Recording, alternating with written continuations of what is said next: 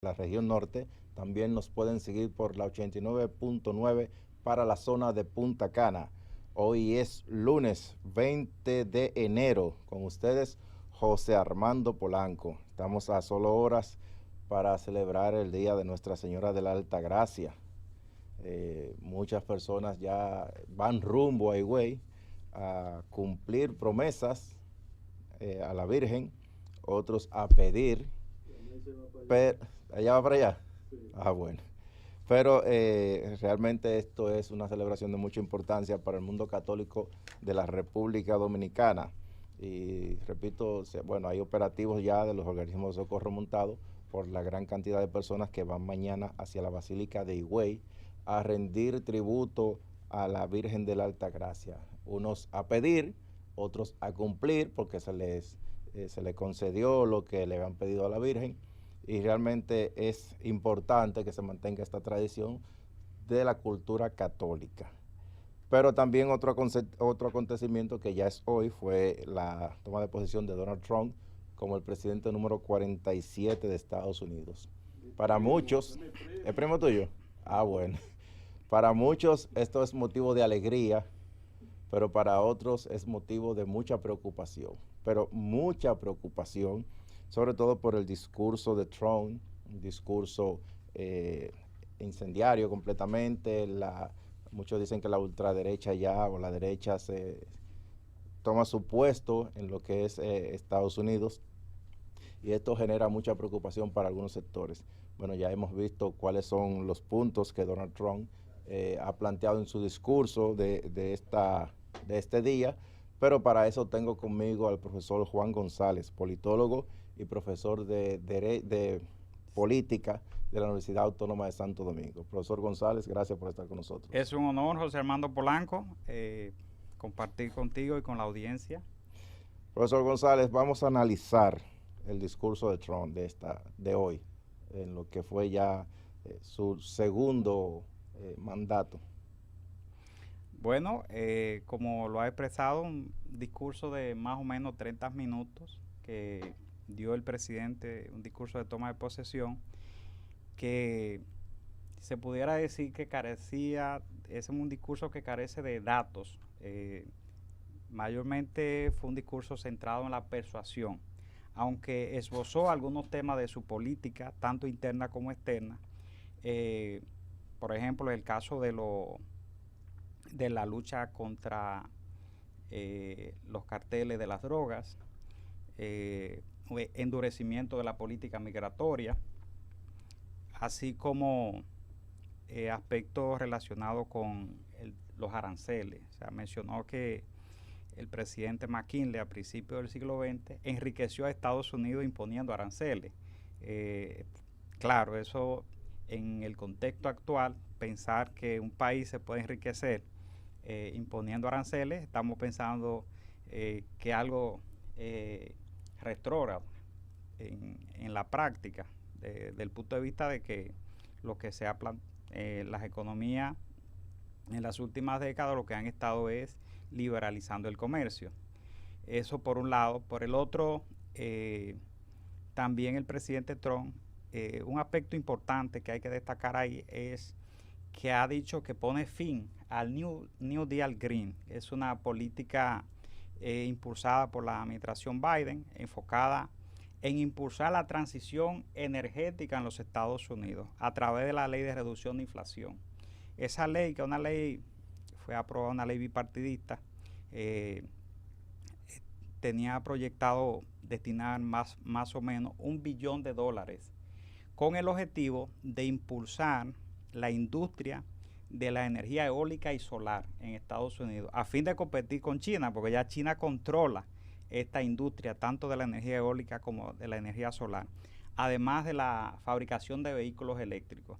Hay que destacar en ese aspecto que China, por ejemplo, el año pasado fabricó 10 millones de vehículos eléctricos. Entonces, parte de la estrategia de la administración Biden era desarrollar la industria enfocada en la transición energética, como hemos dicho, en la energía eólica y solar, así como en la fabricación de vehículos eléctricos.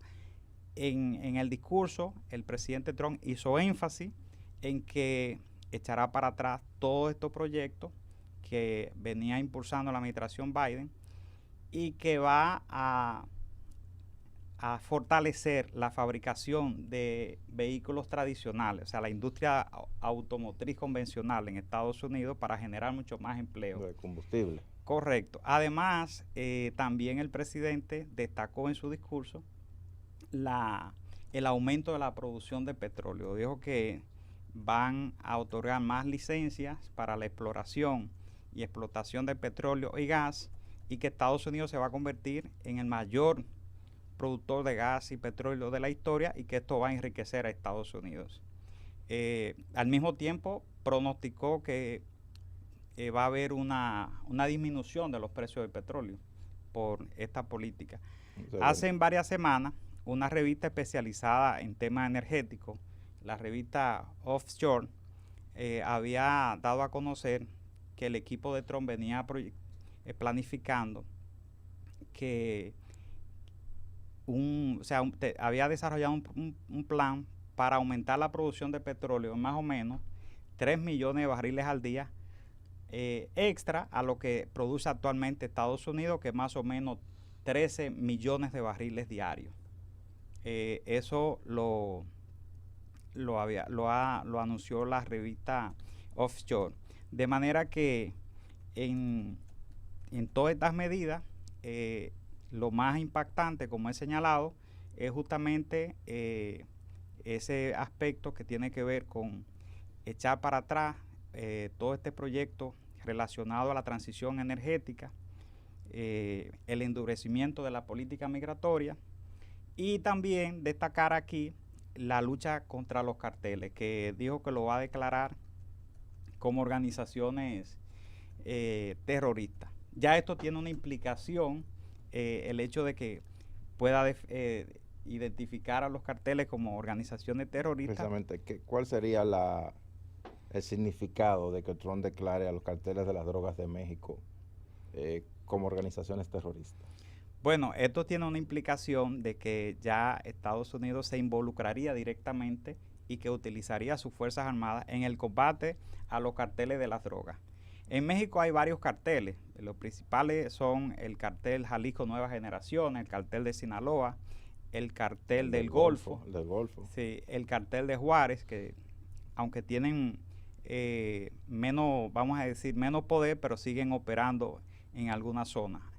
Entonces, en ese sentido, combatir los carteles, organizaciones que se dedican a actividades ilícitas y que acumulan cantidades importantes de dinero, y que eso le permite infiltrarse en estamentos, incluso de seguridad, en México e incluso en los Estados Unidos, porque el tráfico se da en base a ese proceso del uso de los recursos para eso es el soborno, para poder a las autoridades, para poder llevar a Estados Unidos los estupefacientes. Entonces, ante esa realidad, combatir los carteles es muy distinto a una organización terrorista que tiene como objetivo, o más bien organizaciones radicales que utilizan el terrorismo como medio de lucha, pero que tienen objetivos políticos y que muchas veces no tienen tantos recursos y que reciben financiamiento quizá de organizaciones más, vamos a decir, organizaciones que se sienten identificadas, o países, pero no como los carteles que sí producen y que tienen una industria de actividad. Y producen dinero. Miles de millones de dólares. En cantidad industrial. Correcto, miles de millones de dólares, y que lo generan por las actividades ilícitas que desarrollan, porque además los carteles en México no solamente se dedican al narcotráfico, o sea, al tráfico de drogas, sino que también está el tráfico de personas, así como el secuestro, la piratería, etcétera. O sea, hay una serie de actividades a las cuales se dedican los carteles mexicanos. Pero entonces podríamos estar pasando no a la DEA a enfrentar, porque ya no serían carteles de droga. Si se declara organización terrorista, sí, sería el ejército de Estados Unidos. Correcto. También eso va a implicar, porque Estados Unidos debe entonces establecer acuerdos con México, porque no puede violar la soberanía de México. O sea, tendría que establecer acuerdos con México para poder enviar las tropas al territorio mexicano, pero además Pero que con la relación que él ya empezó con la presidenta claro, de México, no que, creo. que muchos de esos carteles operan en Estados Unidos. Claro. Y entonces la capacidad de represalia de los carteles también es mucho más amplia que cualquier organización terrorista porque operan dentro de Estados Unidos. Pues tienen túneles, No, tienen mil maneras de penetrar a Estados Unidos. Y tienen también capacidad de movilizar recursos financieros dentro de Estados Unidos porque son organizaciones que se dedican a actividades ilícitas y operan dentro de Estados Unidos. Hace varios años se publicó un informe que decía que los bancos fronterizos entre México y Estados Unidos, del lado de Estados Unidos, tenían un exceso de liquidez por el tema de el depósito que llevan a cabo las actividades exacto, vinculadas al narcotráfico y a organizaciones ilícitas en sentido amplio. Otra parte del discurso de Trump que él decía hoy que habrán dos géneros. O sea, parte del discurso radical de los conservadores. ¿Qué significa esto? Hombre y mujer. Sí, en el caso de Donald Trump hay que destacar que viene a impulsar una agenda conservadora. O sea, incluso hay algunos expertos que lo comparan con la agenda que trató de impulsar, que impulsó Reagan en la década de los 80 y que él tratará de impulsar una agenda similar. De hecho, hay un proyecto que creó la Fundación Heritage, que es el proyecto 2025, que en campaña él se desvinculó de ese proyecto, pero se le vinculó al proyecto, al equipo de campaña de Donald Trump como parte de una serie de líneas programáticas que iban a ejecutar. Y entonces dentro de esas líneas programáticas está ese enfoque de llevar una revolución conservadora en Estados Unidos, y no solamente en Estados Unidos, sino en el mundo. De hecho, los principales invitados de Donald Trump son figuras que cuando observamos son defensores de una visión conservadora, como el caso de Nayib Bukele, Jair Bolsonaro, expresidente de Brasil, el presidente de Argentina, Javier Milei, Víctor Orbán, el primer ministro de Hungría, Giorgia Meloni, la primera ministra de Italia. Todos son figuras que defienden una visión muy conservadora, todo en esa línea, defienden los valores de la familia tradicional y además están en contra de la globalización y del multilateralismo. Sin embargo, ayer veíamos en una actividad de celebración de Trump, donde él estuvo presente, que estaban cantando The Village People. O sea, es un grupo de música norteamericano que se ha convertido, su música se convirtió en el símbolo de la comunidad LGTB. O sea, temas como Macho Man, YMCA, In the Navy, son temas que la comunidad LGTB lo hizo propio y se ha identificado con eso, y cada vez que cuando suenan estos temas, obviamente se evoca al colectivo, como se dice, porque ellos hicieron de ellos estos temas. Y ayer vimos a The Village People cantando en una actividad, y incluso al mismo Trump bailando YMCA. Sí. O sea, hay como una contradicción que él dice, aquí hombres y mujeres solamente. Sí, sí. Pero tú estabas en una actividad con un grupo que ha estado identificado, que la comunidad lo identifica como parte de ellos. Bueno, ahí esta contradicción. Pudiéramos ver ahí también quizá una simbología en la cual él utiliza justamente para mandar el mensaje de que hay un cambio en su visión, o sea, de que viene un cambio y que incluso esos grupos ya van a estar de su lado, del lado conservador. Como he expresado, la visión de Trump es una visión de impulsar una reforma en Estados Unidos basada en una visión ampliamente conservadora. De hecho, ese proyecto 2025 plantea que incluso las personas en la administración pública que tengan una visión contraria al conservadurismo pudieran ser desvinculados. Eso lo plantea el proyecto. Habrá que ver si ellos lo ejecutan, pero son de esos aspectos que están ahí en ese documento y que se ha dicho que pueden ser las líneas programáticas que va a ejecutar el presidente Trump. Lo cierto es que Trump tiene un movimiento detrás, que es el movimiento MAGA, que ha estado muy centrado en una visión conservadora en Estados Unidos. Con su permiso, profesor González, vamos a hacer una pausa, pero vamos a seguir con el tema de Estados Unidos al regreso. Buenas noches, buena suerte por CDN Radio. Conversamos con el profesor Juan González, profesor de política de la Universidad Autónoma de Santo Domingo y politólogo. Profesor González, vamos a seguir un poquito en el patio, por así decirlo. Trump insiste en recuperar el canal de Panamá. Ya vimos que su posición contra los carteles mexicanos sigue un poquito más para abajo, ahora está en Centroamérica, quiere el canal de Panamá. Bueno, justamente en un programa anterior habíamos señalado que América Latina será una de las regiones en la cual se va a manifestar con mayor intensidad la rivalidad entre China y Estados Unidos. Y la intención de Trump de recuperar el canal de Panamá, bueno, lo dijo en el discurso que sí, el canal fue entregado a Panamá, pero que actualmente lo administra China y que por tal motivo Estados Unidos debe recuperarlo.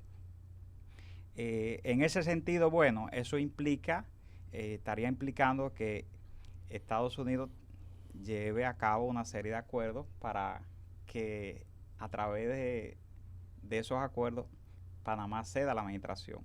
Panamá ha dicho que China no administra el canal, que ciertamente hay empresas que tienen sede en Hong Kong, que es una zona de administración especial de China, que operan algunos puertos dentro del canal, pero que el canal oficialmente lo administra Panamá. El presidente Mulino le respondió. Sin embargo, el presidente Trump ha insistido en que el canal lo está administrando China. De todas maneras, en un mundo basado en reglas, y esperamos que el presidente Trump y que los poderes en Estados Unidos garanticen un contrapeso frente a las actitudes autoritarias y contrarias al derecho internacional en caso de que el presidente Trump tome medidas contrarias al derecho internacional, puedan ejercer el nivel de contrapeso, en el caso sobre todo el Congreso de los Estados Unidos, para evitar que lleven a cabo acciones que sean contrarias al derecho internacional. Pudiera darse el caso de que Estados Unidos lleve a cabo negociaciones a partir de presiones. Hay algunos autores que han venido, sobre todo en la primera gestión, destacando que Trump utiliza una teoría que desarrolló Nixon, el presidente Richard Nixon, que se llama la teoría del loco en el ámbito de las relaciones internacionales.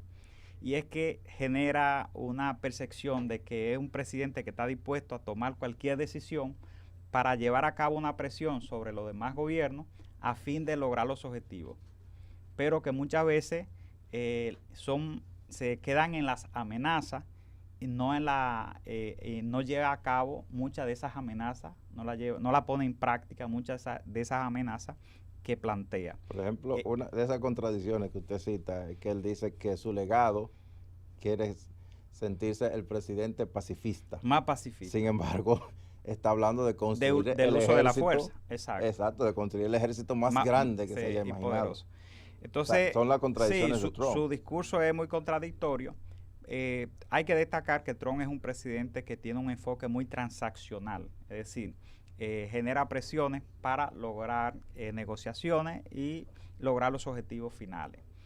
Entonces hay que ver hasta qué punto estaría dispuesto a llevar a cabo o aplicar el uso de la fuerza para lograr objetivos como el control del canal de Panamá o el control de Groenlandia, que también lo ha manifestado en otras ocasiones. De manera que habrá que ver pero como también expreso, Estados Unidos, los poderes, sobre todo el Congreso, puedan ejercer los pesos y contrapesos frente a un comportamiento autoritario de un gobernante, en caso de que Trump se extralimite en sus facultades. Eso esperamos que ocurra, de que los distintos poderes puedan ejercer esos contrapesos. Hay que destacar que el Congreso de Estados Unidos, porque se dijo que Trump tuvo una victoria aplastante, sí, pero resulta que en el voto popular Trump logró un 49.9%. Kamala tuvo un 48.4%, es decir, que la diferencia fue 1.5 puntos porcentuales entre ambos candidatos en el voto popular. Trump obtuvo en voto absoluto 77.3 millones de votos y en el caso de Kamala 75 millones de votos. De manera que lo que se observa es que Estados Unidos es una sociedad polarizada. Las votaciones aquí demostraron esto. A pesar de que en el caso de los electores, Trump obtuvo 312 y Kamala 232 electores. Profesor González, vamos a bajar un poquito hacia Sudamérica y la posición de Trump contra Venezuela y Maduro. No lo mencionó en este discurso. No, realmente el discurso de política exterior fue muy genérico. Solamente se centró en decir que quiere que Estados Unidos sea una potencia o sea, el discurso de Trump fue muy genérico, no destacó algunos países que se pensaba, como el caso de Venezuela, Irán o Corea del Norte, mencionó de manera genérica algunos conflictos. Entonces, pero sí se espera que en el caso de Venezuela retire la licencia a la empresa Chevron que está explotando petróleo en Venezuela. Y esto va asociado a lo que señalábamos anteriormente, de que ha dicho que va a aumentar la producción de petróleo y gas en territorio estadounidense. ¿Pero cómo quitarle la licencia a Chevron? ¿Chevron opera en Venezuela pero es norteamericana? Sí, es una empresa estadounidense que Venezuela tiene sanciones y el presidente Biden, en el contexto de la guerra entre Rusia y Ucrania, bueno, comienza con el tema de la pandemia, porque en la pandemia los precios se cotizaron negativos. Los países exportadores de petróleo decidieron hacer un recorte drástico de 9 millones de barriles al día y esto comenzó a aumentar los precios del petróleo. Ya en el 2022, cuando estalló la guerra entre Rusia y Ucrania, los precios andaban rondando los $80 por barril. Y entonces se agrega la guerra entre Rusia y Ucrania y los precios llegaron a $125 por barril. Ante esa realidad, el presidente Biden, para poder enfrentar la inflación, como tenía la intención de repostularse, decidió otorgarle a Venezuela, en este caso a la empresa Chevron, una licencia para que pudiera explotar petróleo y así entonces bajar un poco la presión de la oferta, aumentar la oferta en el mercado petrolero y bajar entonces la presión con los precios. Esto fue lo que hizo. Ahora, la administración Trump, lo que se está evidenciando por las declaraciones que ha dado y en su discurso, por lo que ha dicho, es que va a aumentar la producción de petróleo en territorio estadounidense y también en Canadá. ¿Eso cómo nos beneficia a nosotros? Bueno, si los precios del petróleo disminuyen, nos benefician porque República Dominicana es un importador neto de petróleo. Entonces, ¿pero de Estados Unidos o de Venezuela? Principalmente de Estados Unidos. No, ya nosotros no tenemos importaciones de Venezuela. A partir de 2016, nosotros dejamos de importar petróleo de Venezuela y actualmente importamos petróleo mayormente refinado desde los Estados Unidos y también de México y en el caso de algunos países como Nigeria, por ejemplo, de África. Esos son los países que mayormente suplen a la República Dominicana de petróleo. O sea que va a beneficiar a la República Dominicana estas medidas que está tomando Trump, en lo que tiene que ver con el petróleo. Sí, no, sin lugar a dudas, si los precios del petróleo disminuyen, va a beneficiar a la República Dominicana. Hablando un poquito de las contradicciones de Trump, usted mencionaba ahorita de esta guerra geopolítica con China por el control del canal de Panamá, pero sin embargo Trump invitó al presidente Xi Jinping a su toma de posesión. O sea, yo no entiendo cuáles son las cosas de Trump. Explíqueme este asunto. Sí. O sea, yo invito a mi enemigo a mi casa. A mi principal rival. Bueno, Vamos a ponerlo así, el principal rival en a mi casa. la primera gestión, el presidente Trump, en su estrategia de seguridad nacional de 2017, definió a China como el principal rival de los Estados Unidos y lo definió como una potencia revisionista que amenazaba los intereses de Estados Unidos. A partir de ese momento, lo que hemos observado es un aumento de la rivalidad entre ambos países y de las tensiones. Por eso en el 2018 declara la guerra comercial, en el 2019 una guerra tecnológica que la continuó el presidente Biden. Entonces ahora, como bien expresa, ha invitado al presidente Xi Jinping. No asistió, sino que envió a su vicepresidente. Esto pudiera tener dos lecturas. Una primera es que está reconociendo que China es el principal rival y que necesita considerar a China para resolver temas de la agenda global, como la guerra, temas que tienen que ver, aunque ha dicho que no va a manejar el tema del cambio climático, pero hay temas que están asociados a la agenda en sentido amplio, específicamente los conflictos en Medio Oriente, en Europa del Este, donde China juega un papel importante por ser una de las principales superpotencias en el mundo, competidora de Estados Unidos. Entonces, en ese contexto pudiera ser.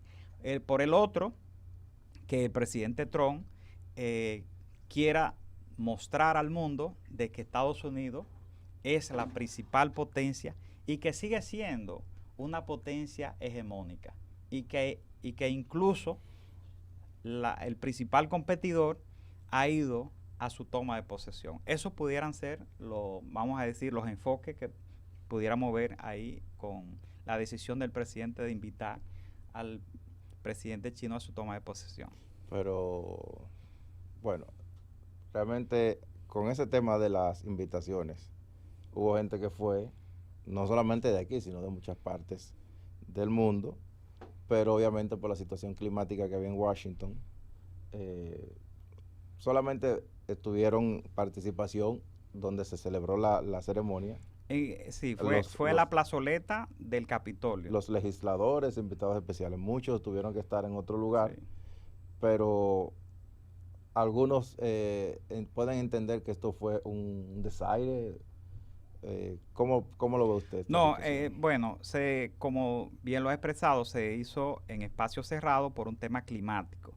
Creo que es la segunda vez que se hace así. Sí, se hizo, una primera ocasión fue la de Ronald Reagan, pero eso está asociado a que en el año 1881 el presidente William Henry Harrison dio un discurso alrededor de 2 horas, bajo lluvia y un fuerte frío. Y entonces, con 68 años, el presidente tuvo un resfriado que le provocó una neumonía y falleció un mes después. Está registrado como el presidente que menos tiempo ha gobernado en los Estados Unidos. Un mes solamente. Y el primero en fallecer en el poder. Bueno. Entonces, luego de esto, se han tomado esas previsiones de que en momentos de situaciones donde hay un frío intenso, los presidentes, la toma de posesión no se lleve a cabo en ambiente, o sea, al aire libre, sino que se haga en espacio cerrado, como fue ahora dentro del Capitolio. Vamos a cruzar un poquito el Atlántico para ver lo que es la política de Trump hacia Europa y hacia Oriente, hacia Medio Oriente, esa zona en conflicto. Ya vimos que ayer entró en vigencia lo que era el alto al fuego entre Gaza, entre la liberación de rehenes. Y Hamás, se liberaron rehenes. ¿Cómo va a enfrentar Trump esta situación de Medio Oriente y sobre todo la guerra en Ucrania? O sea, en el discurso, como usted dice, no se refirió concretamente a estos puntos. Sí, sí. Pero correcto. Sabemos la política que tiene Trump. Incluso habló de armar un ejército enorme para pelear guerra, para desactivar otra y para meterse en guerra que no tienen que ver con ellos. Sí. Como expresaba, Trump tiene... Vamos, escúcheme, profesor González. Vamos a tomar esta llamada que hace rato el público está tratando de comunicarse con nosotros. Saludos, ¿quién nos habla? Buenas noches. Buenas noches y buena suerte. Yo quiero mandar de que le quedó mal a Queen Deporte, eso está escuchando mal, llame de nuevo. Gracias. La gente quiere comunicarse, está escuchando la cátedra que usted está dando. Le mandó saludos un amigo suyo, el periodista Iván Félix Rodríguez, que está en sintonía con Iván, nosotros. es un honor. Bueno, pues como le expresaba, ese enfoque de Trump de tener una visión de que Estados Unidos es todavía la única superpotencia. O sea, tras la caída del muro de Berlín, Estados Unidos emergió como la única superpotencia, luego de la disolución de la Unión Soviética. Todavía parece que Trump tiene como esa mentalidad de que Estados Unidos sigue siendo esa única superpotencia. Y eso... Habló de llegar a Marte. Correcto, de que Estados Unidos... Eso es parte de los acuerdos que tiene con Elon Musk y también con Jeff Bezos, uno de los principales accionistas de Amazon, el fundador de Amazon. Ambos empresarios tienen empresas que se han dedicado a la exploración espacial. Entonces, pero compiten entre ellos. En el caso de Elon Musk con SpaceX y Jeff Bezos con Blue Origin. Entonces, ambos empresarios tienen proyectos de exploración espacial y esos proyectos lo va a dejar en manos de esos empresarios. Ya justamente la revista Bloomberg anunció que la semana pasada todos esos empresarios se reunieron con el presidente Trump y hoy lo vimos en primera fila en la toma de posesión. De manera que van a jugar un rol importante en lo que es la exploración espacial. Estos empresarios. Como decía, con respecto a China y el caso de Europa y el Medio Oriente, Trump dio hace más o menos 10 días una entrevista a la revista Times y en esa entrevista él decía que uno de los conflictos más complejos eran los del Medio Oriente. Hay muchos intereses en el Medio Oriente y ahora con la negociación que se ha llevado a cabo para el alto al fuego entre Hamas e Israel y la entrega de rehenes, de una u otra manera Trump y su equipo ha querido capitalizar estas negociaciones, pero hay que decir que vamos a decir, es un logro compartido de la administración Biden como de la administración Trump, porque él de una u otra manera su equipo también estuvo participando en las gestiones. Con el caso de la guerra entre Rusia y Ucrania, es un conflicto que hay que decir es complejo para Estados Unidos, porque ese conflicto tiene una particularidad. La guerra entre Rusia y Ucrania afecta enormemente a la Unión Europea. Si Rusia se percibe como el ganador del conflicto, puede afectar a futuro a la Unión Europea. Hemos dicho en otras ocasiones que Estados Unidos es la potencia que quizás tenga menos intereses dentro de Ucrania. Estados Unidos. Ahora, el interés principal de Estados Unidos y la administración Biden así lo manejó, era porque necesitaba tener influencia en Europa para poder enfrentar a China, porque Estados Unidos, su fortaleza ha estado centrada en su poder económico, en su poder militar y en las alianzas que ha construido luego de la Segunda Guerra Mundial. Entonces, Europa en las últimas décadas, sobre todo luego de la invasión de Estados Unidos a Irak en el 2003, Francia y Alemania se opusieron y eso provocó un distanciamiento. Entonces lo que hizo Alemania fue que se acercó a Rusia y a China y eso estaba debilitando a Estados Unidos. Hoy Estados Unidos es mucho más poderoso que hace una década atrás. Bueno, con su permiso, profesor González, vamos a tomar esta llamada. Adelante. Buenas noches, buenas suerte. ¿Qué nos habla? Saludos, Polanco, Cristino Canelo, para participar sobre el tema. ¿Cómo está, Cristino? Llamó un necio ahorita, pero yo soy de los oyentes que siempre le escucho, aunque no llame. Soy amigo y espero que esta muchacha vuelva pronto, que hace falta ya en ese final. No, ya la semana que viene la tendrá por aquí. No se preocupe, Canelo. Usted dijo el día pasado perdón, Polanco. La posición del profesor González, ¿qué le ha parecido el análisis? No, que voy a decir algo, ella hace falta y bueno, ojalá que sus vacaciones terminen, porque usted tiene que bajarse ahí. Sí, merezco un aumento, ¿verdad? Miren, yo le voy a decir algo referente a... Aparentemente, todo indica de que él va a hacer un gobierno tal vez diferente al cuatrenio anterior, que estuvo muchísimos choques, chocó con todo el mundo, con la prensa estadounidense. Digo, pienso yo, no sé. Yo no sé realmente en el caso de Venezuela. Alguien dice esta mañana, bueno, porque recuérdense que antes de herirse, se endurecieron las sanciones, el presidente saliente Balbi. Entonces, yo soy de los que piensan, no sé, aunque Estados Unidos no tiene amigos sino intereses, pero yo pienso que lo de Venezuela, caramba, deberíamos pensarlo bien, cómo él se va, aunque él habló muy lindo de la República Dominicana, cómo él va a tener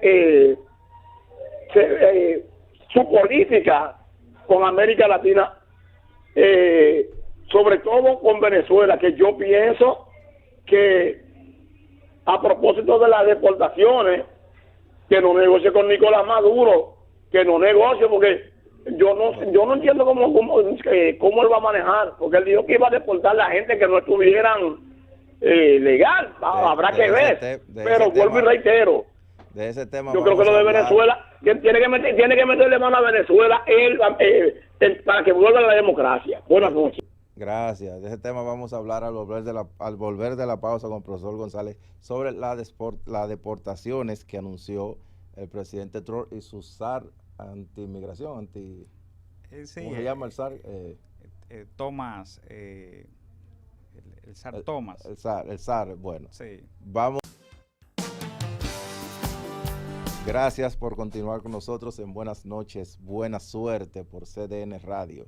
Vamos a tomar esta llamada de inmediato, que está... Buenas noches, buena suerte. Hello. No, está en el aire. Ah, bueno, no quiso. Señor González, profesor González, hablábamos del SAR de la frontera, con relación a la llamada que hizo. Bueno, vamos a tomarla aquí. Buenas noches, buena suerte. ¿Quién nos habla y desde dónde? Buenas noches, buena suerte. La tarjeta de Supérate no ha salido todavía, que le dé una explicación al... Todavía no le ha salido la tarjeta de Supérate. Bueno, pero espere que todavía esa tarjeta todavía está por ahí, no se preocupe, eso ya va a aparecer. Si es para usted, va a aparecer, estése tranquilo. Y esos chelitos no se pierden.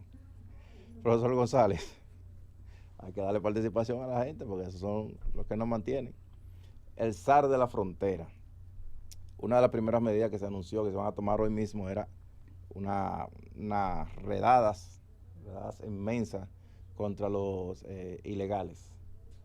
¿Qué va a representar esto para Latinoamérica y para la República Dominicana?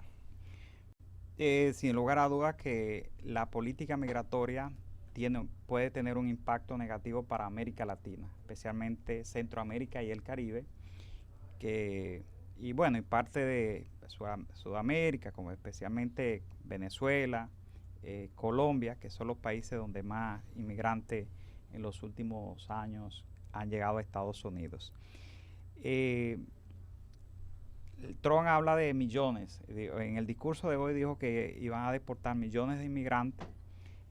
Como bien lo he expresado, el SAR de frontera, Thomas Homan, que debo decir que uno de los pocos funcionarios que son importantes, que no debe ser aprobado por el Congreso su designación, es el caso del SAR de frontera, de igual manera como el asesor de seguridad nacional, Michael Waltz. Esos dos funcionarios, entre otros, pero son de lo más importante, estos dos, no tienen que pasar por el filtro de la aprobación del Senado. El resto del gabinete sí debe aprobarlo el Senado. Entonces, ya con Thomas accionando con su política, se hablaba de que hoy en el transcurso del día incluso iban a iniciar las operaciones de redada, porque Trump en el discurso habló de que iba a declarar una emergencia migratoria, o sea, el país en emergencia migratoria. Esto significa que la vuelta por México se acabó. No, sin lugar a dudas. De hecho, en el discurso Trump indicó que las personas que pidan asilo van a tener que hacerlo desde México. Se habla de que posiblemente 70,000 personas que están en proceso de asilo tengan que ir a México y desde México entonces solicitar asilo. Eso es uno de los aspectos que él destacó en el discurso. O sea que ya el asilo, a diferencia de durante la administración Biden, que se estaba solicitando desde los Estados Unidos, ya tendrán que hacerlo desde México. Y habló de enviar tropas a la frontera sur para controlar la llegada de inmigrantes. Es decir, que va a declarar en estado de emergencia a los Estados Unidos frente al tema migratorio. La vuelta por México habrá que buscar otra vuelta porque ya, bueno, ya no va a ser por México. Ya la migración, si Trump aplica lo que ha planteado con respecto a su política migratoria, será muy difícil permanecer en los Estados Unidos de manera indocumentada. De hecho, hay un aspecto que quiero destacar a propósito del tema migratorio. Fíjate, hay un visado que es el visado H1B, que es el visado que se le dan a los trabajadores, especialmente en el ámbito de tecnología. Ese visado es un visado temporal que se le da a trabajadores, pero como expreso, especialmente para las empresas de tecnología, como el caso de Apple, Google, Amazon, Facebook, necesitan de esos inmigrantes que vienen de la India, de Europa del Este, del sudeste de Asia y de América Latina, que llegan a Estados Unidos para trabajar en estas empresas de tecnología. Entonces, ¿qué resulta? Oye, el otro. Que se da un aspecto en ese sentido, y es que nos están espiando esta gente. Y es que los empresarios tienen la preocupación, o sea, sobre todo de la tecnología, bueno, de hecho hablábamos de que tanto Jeff Bezos, Mark Zuckerberg, Bill Gates, entre otros, se han reunido con Trump porque tienen preocupación de que ese visado se pueda afectar y que esos trabajadores que ellos requieren, esas empresas de tecnología, no lleguen a Estados Unidos y esto le afecte su capacidad de competitividad frente a otros países, especialmente China. Un aspecto importante es que muchas de esas empresas, las empresas tecnológicas en la gran mayoría estuvieron apoyando a Kamala Harris, justamente porque el programa de los demócratas es mucho más flexible en el ámbito migratorio. Entonces ahora estaba esa preocupación. Se piensa que ya esa situación se puede haber resuelto por la reunión que tuvo Trump con esos empresarios, de que con el tema del visado H1B, que es un visado temporal para los trabajadores, pueda esa parte manejarse y que no haya una presión con esos inmigrantes. Lo que tiene que ver, bueno, el oyente que llamó hace rato hablaba de las libertades. Trump ha tenido una relación de amor y odio con los medios de comunicación de Estados Unidos y bueno, básicamente del mundo, pero esta relación de amor y odio con la prensa de Estados Unidos, ¿cree usted que mejore ahora o va a seguir igual? Bueno, en el caso de Trump, tiene un comportamiento populista. En su primera gestión eso lo demostró. Ahora pensamos que pudiera mantener en esa misma línea de que la relación con la prensa no sea diferente a como fue su primer gobierno. Eso vamos a decir se espera, pero quizá haya aprendido y lo haga diferente, pero por el comportamiento y sobre todo por la visión que tiene, hay un comportamiento muy disruptivo y espontáneo. Esto naturalmente, por la naturaleza del propio Trump, afecta su relación con la prensa. Bueno, ya lo que tiene que ver la relación Trump-República Dominicana, aquí se va a celebrar la Cumbre de las Américas en este año, ¿verdad? Sí, este año, en octubre, noviembre. ¿Podríamos tener a Trump en República Dominicana como presidente? Bueno, sería la primera vez que tendría la República Dominicana un presidente de los Estados Unidos en nuestro territorio. En función. En función. Aquí Trump ha venido mucho. Los expresidentes siempre vienen, pero un presidente en función no, en la historia del país no ha venido. Entonces, si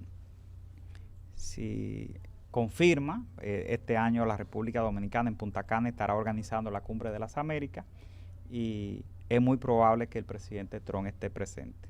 ¿Cómo visualiza ya brevemente, porque nos queda poco tiempo, lo que sería la relación República Dominicana con Trump?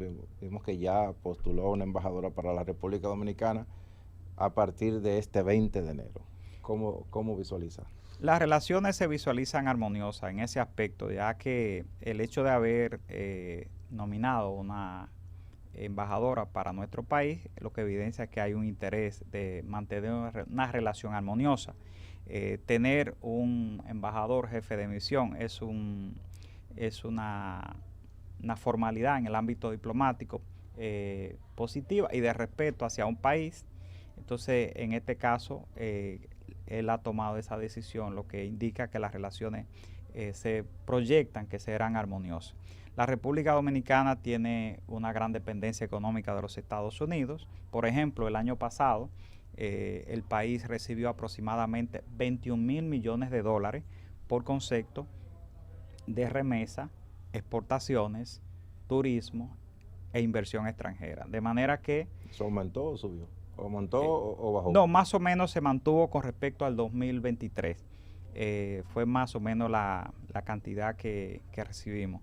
Eso representa más o menos en la totalidad de los ingresos del país un 53% de los ingresos totales que el país obtiene.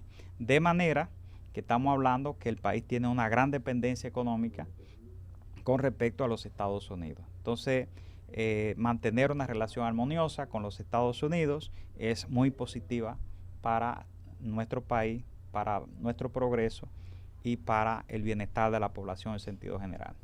Bueno, señores, hemos analizado con el profesor Juan González, profesor de política de la Universidad Autónoma de Santo Domingo y politólogo, lo que fue el discurso de Trump de toma de posesión de hoy, lunes 20 de enero.